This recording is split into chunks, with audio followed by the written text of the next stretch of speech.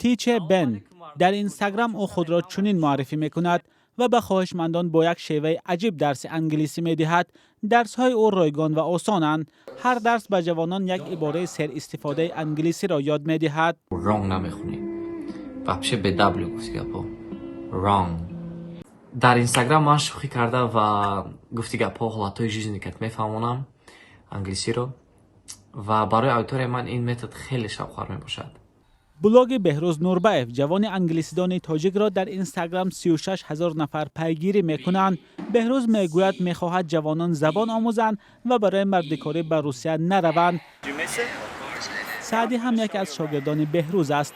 توسط صحبت‌های ویدیویی با بهروز او زبان انگلیسی خود را بهتر نموده کاری سردرآمد پیدا کرد. ҳозир ман онлайн дарс метиҳам ба хурдсолон дар хитой. фикр мекунам ки ин хеле ҳам пешравӣ аст барои чӣ ки дар зиндагӣ мустақилият доштан ин яке аз чизҳои беҳтарин мебошад.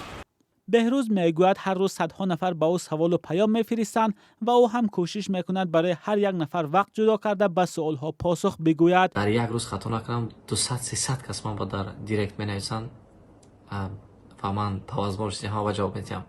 بهروز نورباف در شهر ننچنگ چین زندگی و فعالیت دارد. او آنجا با کودکان و جوانان درس انگلیسی میدهد. نقشه دارد به تاجیکستان برگردد و یک مرکز زبان آموزی خود را تأسیس دهد.